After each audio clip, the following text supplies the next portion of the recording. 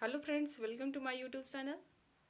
Bihar SCERT series में class 5 का ये पहला वीडियो है और इसमें जो क्लास 5 का जो पाठ्य पुस्तक है पर्यावरण और हम, इसमें कुल 21 पाठ हैं जिन्हें हम पढ़ने वाले हैं।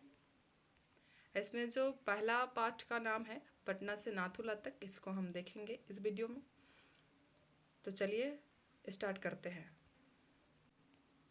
और हम आ गए हैं अध्याय 1 पर, पटना से नाथुला की यात्रा। 8 नवंबर 2010 की ठंडी भरी काली रात। ठंड से कांपते ठिठुरते लोग। पटना जंक्शन पर मित्रों के साथ रेलगाड़ी की प्रतीक्षा। गंतव्य सिक्किम की राजधानी गंगटोक। अपने स्मारकों, सांस्कृतिक धरोहरों एवं विभिन्न परिवेश की पहचान और उनके संरक्षण को जानने की लालसा। न्यू जलपाईगुड़ी रेलवे स्टेशन पर अगली सुबह उतरे। पहला पड़ाव था सिक्किम जाने का मार्ग में स्थित दार्जिलिंग। दार्जिलिंग पश्चिम बंगाल का एक सुंदर पर्वतीय स्थल है। हरी भरी घाटियां और दूर दूर तक दर्शनीय हिमालयी पर्वत श्रृंखलाएं। जैसे जैसे हम न्यू जलपाईगुड़ी से दार्जिलिंग की पहाड़ियां चढ़ते गए, ठंड बढ़ती गई। स्वेटर पर जैकेट भी डालना पड़ा। टाइगर हिल पर खड़े होकर सुबह सुबह सालों भर बर्फ से ढकी रहने वाली कंचनजंगा की सतरंगी बदलती चोटी को देखना अद्भुत था। कंचनजंगा की इसी खूबसूरती को दार्जिलिंग और सिक्किम के पूरे 12 दिवसीय प्रवास में जी भर कर देखने के बाद भी मन नहीं भरा। बताइए, किन दो राजधानियों की बात लेख में की गई? एक बिहार की राजधानी पटना की और एक सिक्किम की राजधानी गंगटोक की। सुबह के समय बर्फ से ढकी कंचनजंगा की चोटी कैसे दिखती है? सतरंगी दिखती है। कंचनजंगा की चोटी पर बर्फ क्यों जमी रहती है? क्योंकि उसकी ऊंचाई के कारण वहाँ बर्फ जमी रहती है। ऊंचाई के कारण ठंड बढ़ जाता है और उसके कारण बर्फ जम जाता है। और इस कुछ है। आगे बढ़ते हैं। हम लोगों ने दार्जिलिंग घूमने का आनंद यहाँ के अनेक आकर्षक स्थलों को देखकर उठाया। जहाँ दार्जिलिंग का चाय बागान, चिड़ियाघर ने लुभाया, वही नेचुरल हिस्ट्री म्यूजियम, अजायब घर जिसे कहते हैं, उसके बाद लॉयल बॉटनिकल गार्डन और जूलॉजिकल पार्क में क्रमशः पशु पक्षी, तितलियाँ, हिमालयी जीव जंतु ने विशेष रूप से हम सब लोगों का मन मोह लिया। यहाँ ध्यान देने वाली बात है कि नेचुरल हिस्ट्री म्यूजियम में पशु पक्षी और लॉयल बॉटनिकल गार्डन में तितलियाँ और जूलॉजिकल पार्क में हिमालयी जीव जंतु पाए जाते हैं, मतलब वहाँ पर है। जूलॉजिकल पार्क व कुछ अन्य जगहों में हमने याक नामक पशु को देखा। उसके शरीर पर लंबे लंबे बाल थे। स्थानीय लोगों का कहना था कि सिक्किम में भी यह पाया जाता है। बहुत ठंड वाले इलाके में शरीर के लंबे बालों की वजह से ही याक का रहना संभव होता है, क्योंकि ठंडे प्रदेशों में ठंड से बचने के लिए उसके शरीर पर बाल होते हैं। चाय बागान में काम करती महिलाएं और याक का फोटो है। क्वेश्चन है कि ठंडे इलाके के जंतुओं के शरीर पर बड़े बड़े बाल क्यों पाए जाते हैं? ताकि वो ठंड से बच सके, इसके लिए। रोपवे पर सवार होकर, रोपवे ये फिगर दिया गया है रोपवे का।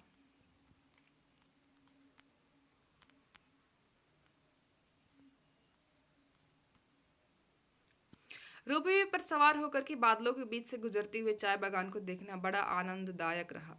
हमारे मैदानी इलाकों में बादल हमसे दूर बहुत ऊपर दिखाई पड़ते हैं, परंतु यहाँ पर हम सभी बादलों के बीच थे और घाटियाँ बादलों से भरी थी। कभी कभी चाय बागानों में हमसे नीचे भी बादल दिख रहे थे। यहाँ से हम हिमालय पर्वतारोहण संस्थान के लिए रवाना हो गए। पर्वतारोहियों के लिए चिड़ियाघर के नज़दीक हिमालय पर्वतारोहण संस्थान है। यहाँ भारत के गौरव तेंजिंग नोर्गे की आदमकद मूर्ति लगी है। यहाँ का एवरेस्ट म्यूजियम एक रोमांचक यादगार है। यही मुझे तेंजिंग नोर्गे के बारे में पता चला। कुछ जानकारी मिली जो इस प्रकार है। पर्वतारोहियों के साथ तेंजिंग 20 साल की उम्र से ही कुली के रूप में जाते रहते थे। तेंजिंग यूँ तो भारत के मूल निवासी बन गए थे, मगर उनका जन्म तिब्बत में हुआ था और बचपन के दिन उन्होंने नेपाल में बिताए थे। वैसे तो उन्हें बिल्कुल भी पढ़ना लिखना नहीं आता था, मगर देश विदेश के पर्वतारोहियों के साथ वे कई भाषाओं में बातचीत कर लेते थे। वे तुरंत सबसे दोस्ती भी कर लेते थे। 1947 में एक पर्वतारोही दल के साथ जाते समय अपने एक साथी वागडी नोरबू, जो पहाड़ से गिरकर गंभीर रूप से घायल हो चुके थे, को पीठ पर लादकर कई मील चलकर अस्पताल ले गए और इस प्रकार बॉगडी को बचाया। सन 1953 में Tenzing Norgay sir Edmund Hillary के साथ हिमालय पर्वत श्रृंखला के सबसे ऊंचे शिखर एवरेस्ट, जो कि समुद्र तल से 8,848 मीटर ऊंचा है, पर चढ़े और विजय का झंडा गाड़ा। हिमालय पर्वतारोहण संस्थान में हम लोगों ने काफ़ी समय गुजारा और पर्वतारोहण के संबंध में जानकारी प्राप्त की। इस संस्थान को माउंट एवरेस्ट पर विजय की खुशी में सन 1954 में ईस्वी में स्थापित किया गया था। पर्वतारोहण के लिए प्रशिक्षण लेना भी जरूरी होता है। पर्वतारोही दलों को अपने साथ टेंट, रस्सी, पर्वतारोहण के लिए जरूरी औजार, पर्याप्त भोजन, पानी, गर्म कपड़े इत्यादि लेकर जाना पड़ता है। अब भारत में पर्वतारोहण के कई संस्थान हैं। अनेक लोगों ने कई चोटियों पर विजय भी हासिल की है। इसके बावजूद हर दल के साथ एक व्यक्ति जो वहीं का रहने वाला हो, पर्वतों पर चढ़ने में पारंगत हो, कुली या गाइड के रूप में चलता है। ऐसे गाइड को दार्जिलिंग में सिरदार कहा जाता है। यह बहुत सम्मान का पद है। तेंजिंग नोर्गे को भी सिरदार की उपाधि मिली थी जब उन्होंने अपने साथी को बचाया था। संस्थान में पर्वतारोहण के काम में आने वाली विभिन्न प्रकार की सामग्रियां संजोकर रखी गई है। यहाँ प्रशिक्षण की भी व्यवस्था है। पर्वतारोहियों को ऊंचाई पर जाने के पश्चात विभिन्न प्रकार की कठिनाइयों का सामना करना पड़ता है। बारिश, आंधी, तूफान, अत्यधिक ठंड और ऑक्सीजन की कमी का मुकाबला करना पड़ता है। उन्हें विशेष प्रकार के जूते और कपड़े पहनने पड़ते हैं। ऑक्सीजन के सिलेंडर भी ले जाने पड़ते हैं। और एडमंड हिलेरी और तेंजिंग नोर्गे ये पहले व्यक्ति थे, ये दोनों, जिन्होंने एवरेस्ट पर फतेह हासिल की थी। संस्थान के सदस्यों ने बताया कि सिर की सुरक्षा के लिए सर्दी, गर्मी व बरसात में अलग अलग किस्म की टोपियां पहनी जाती हैं। आँख के लिए चश्मे और हाथ के लिए दस्ताने भी आवश्यक हैं। यहाँ हम लोगों ने बर्फ़ के बीच सोने के लिए विशेष प्रकार का स्लीपिंग बैग भी देखा।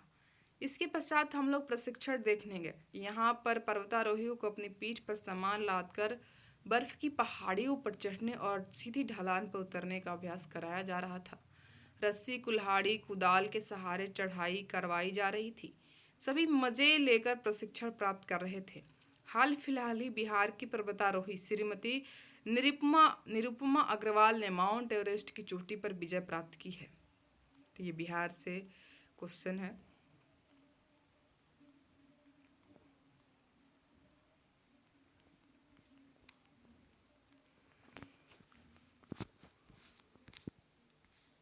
दार्जिलिंग की यात्रा के पश्चात हमने अपने अगले पड़ाव गंगटोक के लिए प्रस्थान किया।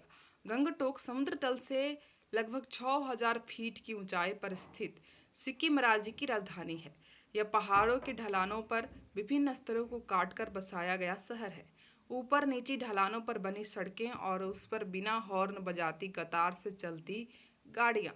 शहर के अंदर कहीं गंदगी का नामो निशान नहीं। सभी दुकानों के आगे कचरे फेंकने के लिए डब्बे। किसी भी परिस्थिति में कोई भी किसी भी तरह का कचरा सड़क पर नहीं फेंक सकता। शाम के समय महात्मा गांधी सड़क का अद्भुत नज़ारा। साफ सुथरी चौड़ी सड़क के बीचों बीच फूल भरे पौधे से सुंदर सजावट। दोनों तरफ सजी धजी दुकानें। सड़क के बीचों बीच लकड़ी, लोहे और पत्थरों से बने बेंचों पर बैठकर धीमे भारतीय संगीत के साथ चाय कॉफ़ी की चुस्कियों का मज़ा ही कुछ और था। तरह तरह के फूल और पौधे सुसज्जित इस सड़क का दृश्य देखते ही बनता था। यहाँ सड़क के किनारे पगडंडियों पर लोग चलते हैं और कभी आराम करने के लिए सड़क के बीच की इस सुसज्जित जगह पर बैठ जाते हैं। तभी तो लगा कि हम अलग ही दुनिया में आ गए हैं। सिक्किम पहाड़ों और घाटियों से भरा एक छोटा सा राज्य है। तीस्ता यहाँ की मुख्य नदी है। यहाँ मुख्यतः लेप्चा, नेपाली और भूटिया तीन जातियाँ निवास करती हैं। लेप्चा, नेपाली और भूटिया। यहाँ के लोग मेहनती, सीधे, सरल और सहयोगी होते हैं। यहाँ की औरतें रंगीन कपड़े एवं मनकों से युक्त सोने के आभूषण पहनना पसंद करती हैं। गंगटोक में हम लोगों ने फूलों का बगीचा, बॉटनिकल गार्डन, रूम रूमटेक मॉन्स्टेसरी आदि देखा। रूमटेक मॉनेस्ट्री करकप्पा बौद्ध धर्म गुरु का निवास भी है। यह बौद्ध धर्म का दर्शनीय स्थल है। एक दिन हम लोग गंगटोक से लगभग 52 किलोमीटर दूर समुद्र तल से लगभग 1450 की ऊंचाई पर स्थित 14,500 फीट की ऊंचाई पर स्थित नाथुला घूमने गए। यह भारत और तिब्बत की सीमा पर स्थित है। जैसे जैसे हम गंगटोक से आगे बढ़े और ऊपर चढ़े, ठंड बढ़ती गई। इन पहाड़ों पर घुमावदार सड़क सांप की तरह दिखाई पड़ रही थी। सड़क के एक तरफ पहाड़ और दूसरी तरफ हजारों फीट नीचे गहरी खाई थी। यह देखकर मन घबरा जाता था। आखिर नाथुला आ गया। बिछी हुई बर्फ की चादरों के बीच हम सभी खड़े थे, उत्साहित और आनंदित। सबसे ऊंचाई पर शान से लहरा रहा था अपना प्यारा तिरंगा। इतनी ऊंचाई पर तिरंगे का लहराना देख मन गर्व से भर गया। दूसरी ओर चीन देश का झंडा भी लहरा रहा था। अपने देश की रक्षा के लिए सीमा पर चौकस वीर सैनिक हम सब लोगों का मार्गदर्शन भी कर रहे थे। सांस लेने में थोड़ी दिक्कत आ रही थी। 50-60 सीढ़ियाँ भी चढ़ना मुश्किल हो रहा था। सांस फूलने लगी। सैनिक बर्फ पर न चलने और सीढ़ी पर रुक रुक कर चढ़ने को कह रहे थे। बच्चों को दौड़ने के लिए मना किया जा रहा था। बच्चे तो ठहरे बच्चे, भला कहाँ रुकने वाले थे। एक बच्चा बेहोश हो गया। सभी चिल्लाने लगे, जल्दी कैंप ले जाओ, ऑक्सीजन दो, ऑक्सीजन दो। सैनिक ने उसे तुरंत मेडिकल कैंप में पहुंचाया। प्राथमिक उपचार के बाद बच्चा स्वस्थ होकर वापस आ गया। नाथुला का रास्ता प्राचीन काल में सिल्क मार्ग के नाम से जाना जाता था। चीन के यात्री इसी कठिन मार्ग से चलकर विक्रमशिला, पाटलिपुत्र, नालंदा और बोध गया तक आते थे। हमने यहाँ लगभग 1 घंटा बिताया। ऊंचे पर्वतीय स्थल अपने प्राकृतिक सौंदर्य, स्वच्छ वातावरण और शांत माहौल से सभी को अपनी ओर आकर्षित करते रहेंगे। ऐसी भावना के साथ हम सभी लोगों ने वापसी की यात्रा शुरू की। और इस तरह चैप्टर समाप्त होता है। बढ़ते हैं अगले चैप्टर की तरफ। हमारा अगला चैप्टर है खेल। खेल की घंटी में कक्षा 5 के सभी बच्चे अपनी शिक्षिका के साथ खेल के मैदान में एकत्रित हुए। सभी बच्चे शिक्षिका से पूछने लगे, मैडम आज हम लोग कौन सा खेल खेलेंगे?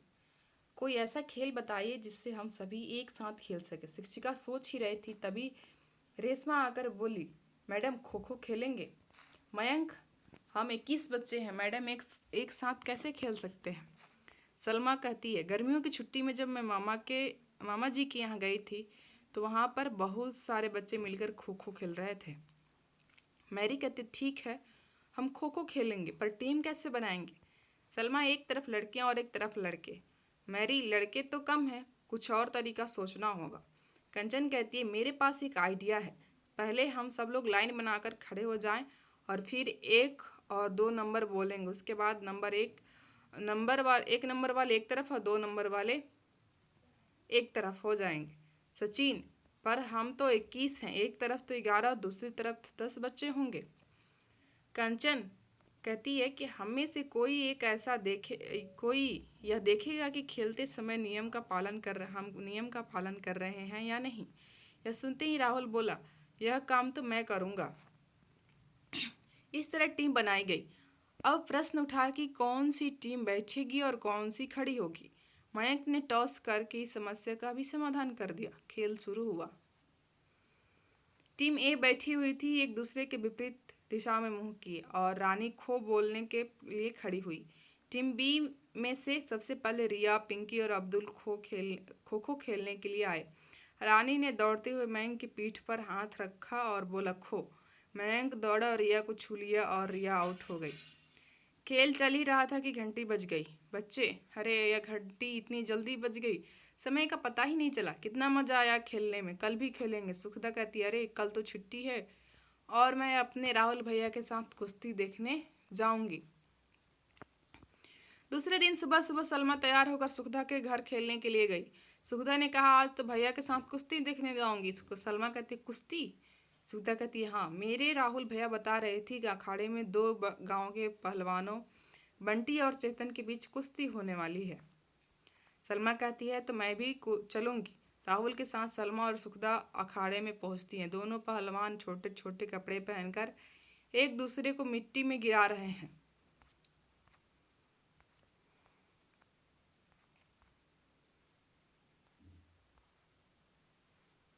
सलमा, अरे सुखदा, तूने तो कहा था कि कुश्ती हो रही है, पर यहाँ तो दो व्यक्तियों के बीच झगड़ा हो रहा है, एक दूसरे को मार रहे हैं। सुखदा कहती है, हाँ मैंने सोचा कि कोई खेल हो रहा है, पर यह तो लड़ाई हो रही है। पास में खड़ा राहुल उन दोनों की बातें सुन रहा था। राहुल कहता है कि ये लड़ाई नहीं कर रहे हैं, ये तो खेल रहे हैं। जैसे कबड्डी खो खो खेलते हो वैसे भी यह भी एक खेल है। सलमा कहती, कबड्डी और खो खो में हम मारते नहीं हैं। राहुल कहता है, अरे वो बीमार थोड़े ही रहे हैं, वे खेल रहे हैं। देखो चेतन पहलवान और बंटी पहलवान दोनों अपने आप को बचा रहे हैं। इसमें तो सलमा कहती, इसमें हार जीत कैसे तय होगी। राहुल कहता है, जब एक पहलवान पहलवान दूसरे पहलवान को गिरा देगा, उसे चित कर देगा, तो पहला पहलवान जीत जाएगा। देखो चेतन पहलवान ने 3 बार बंटी पहलवान को गिराया है, लेकिन बंटी पहलवान अभी तक चित नहीं हुआ है। इतने में एक पक्ष के लोग ताली बजाने लगे। सलमा ने पूछा, ये लोग ताली क्यों बजा रहे हैं। तब राहुल ने बताया कि चेतन पहलवान ने बंटी पहलवान को हरा दिया है, इसलिए चेतन पहलवान की तरफ के लोग खुश हैं। अब बंटी पहलवान चित हो चुका था और अखाड़े के मैदान की मिट्टी उसकी पीठ में लग चुकी थी। सुखदा के द्वारा बनाई गई सूची: कबड्डी, गिल्ली डंडा, तलवारबाजी, खो खो, सुई धागा दौड़, क्रिकेट, गुड़िया, लुका छुपी, नौका दौड़, कुर्सी दौड़, लूडो, कैरम बोर्ड। सुखदा की सूची में पता कीजिए कि कौन कौन से खेल ऐसे हैं जो घर में खेले जा सकते हैं और कौन कौन से घर से बाहर। तो कबड्डी घर से बाहर, गिल्ली डंडा घर से बाहर, तलवारबाजी घर से बाहर, खो खो घर से बाहर, सुई धागा दौड़ घर से बाहर, क्रिकेट घर से बाहर, गुड्डा गुडिया घर में, लुका छुपी भी घर से बाहर, नौका नौका दौड़ घर से बाहर, कुर्सी दौड़ घर से बाहर, लूडो कैरम बोर्ड घर में खेले जा सकते हैं।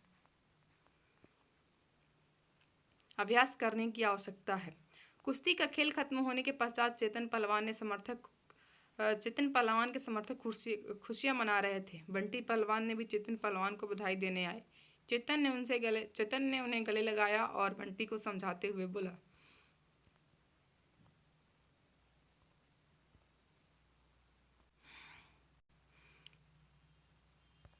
अभ्यास करने की आवश्यकता है, थोड़ा और अभ्यास किया होता तो तुम जीत गए होते।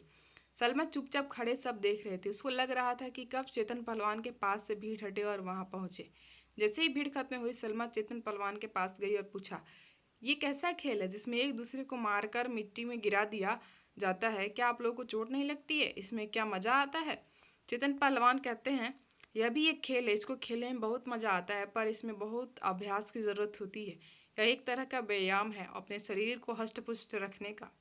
इस तरह के अनेक खेल हैं जो हमारे देश में और विदेश में भी खेले जाते हैं। व्यायाम के साथ साथ लोग अपनी सुरक्षा के लिए भी इन्हें सीखते हैं। तुमने जूडो कराटे का नाम सुना होगा। सलमा कहती है, हाँ मैंने टीवी पर लड़कों को खेलते हुए देखा है। चेतन पहलवान कहता है, लड़के लड़कियां दोनों ही खेलते हैं। उस तरह के खेलों को मार्शल आर्ट कहा जाता है। सलमा कहती है, मार्शल आर्ट क्या होता है? चेतन पहलवान, आओ मैं बताता हूँ। मार्शल आर्ट एक युद्ध कला है जिससे अपनी सुरक्षा की जाती है। प्रत्येक राज्य या देश में परंपरागत ढंग से इस तरह की कला पीढ़ी दर पीढ़ी आती रही है। चाहे भारत में गुरु शिष्य परंपरा से कुश्ती हो या जापान में सूमो, सिख समुदाय का गतका तथा आज के समय में जूडो कराटे, ये सभी मार्शल आर्ट हैं।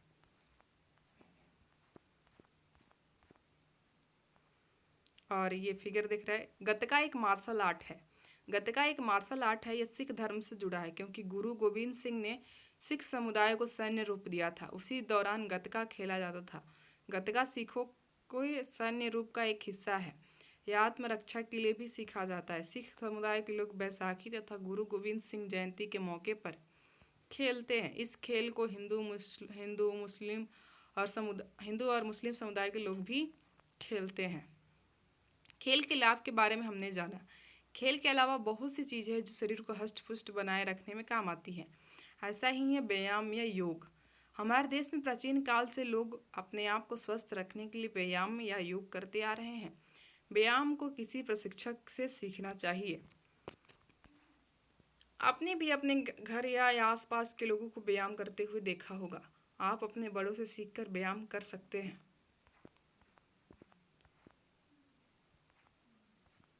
और इस तरह चैप्टर समाप्त हुआ।